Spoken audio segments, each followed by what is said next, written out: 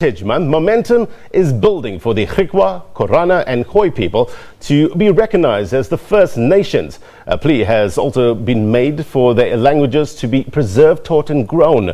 Now, a number of the old indigenous languages that were spoken throughout Southern Africa are no longer in use, with only a few elders still speaking and teaching those that still exist.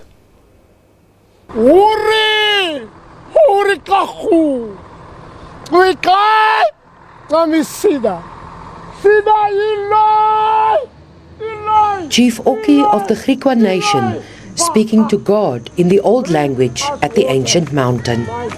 In return, the mountain echoes, as if to say, I remember that call. Descendants of the indigenous people are demanding recognition as the First Nations, and with it, the ancient languages that were spoken.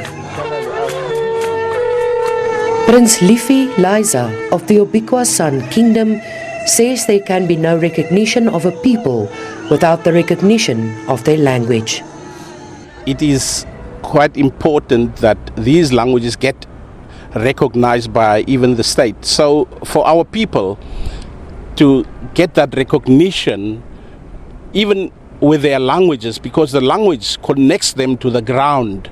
When the language connects them to the ground, to the territory where they are born, then it makes the people, it heals the people.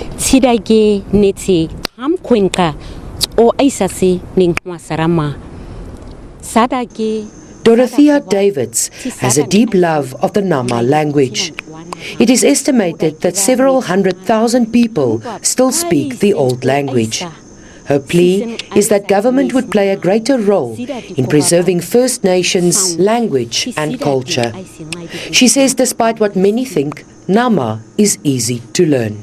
We have only 4 clicks, and people think all the words are written with clicks. No, it's some words have clicks, some doesn't have clicks. So it's very important to listen carefully, because most of the sounds are the same like in the other languages. And if you are committed, then you will learn it very easily. The arrival of Europeans in the 17th century eventually led to the decimation of most of the old languages. A new language was born on the slopes of Table Mountain. Derived from Dutch, Afrikaans became unique through the number of other languages it was influenced by. It is now spoken by many descendants of the First Nations. But words still used today, such as karoo, tsitsikama and goga, or insect, are from the old indigenous languages.